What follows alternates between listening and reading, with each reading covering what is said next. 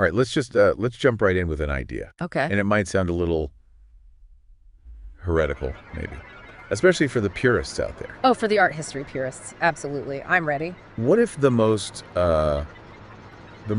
honest way to view a masterpiece, and I'm talking to Van Gogh, a Hokusai, the real heavy hitters, Right. what if it isn't to look at the brushstrokes or the composition? But to look at the math underneath it all, Exactly.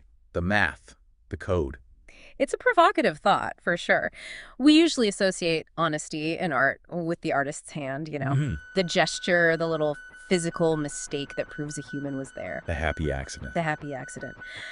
But the project we're looking at today argues the complete opposite. It says that the fundamental truth of an image in the 21st century, it's not pigment, it's logic. And that brings us to our deep dive. Yeah. We are dissecting Project After Binary Interpretation by the artist Kenji Kojima. Yes. And right off the bat, I think we have to tackle this one word, after. It's the key to the whole thing.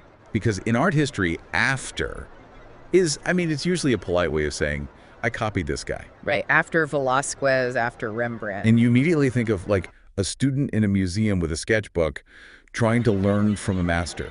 Meticulously copying, yes. Yeah. But Kojima is doing something else entirely. He is. And to really get why this isn't just a copy or a remix or, a cover song, Yeah. we have to look at the specific lineage he's tapping into. And that lineage goes straight to Vincent van Gogh. Right. He's looking at how Van Gogh himself used that word after. Exactly. When Van Gogh painted the Plum Garden based on a print by Hiroshi, the Japanese ukiyo-e master, he didn't see it as a forgery. He wasn't trying to pass it off as a Hiroshi. No, he was obsessed with those prints. He was buying them by the bundle in Paris.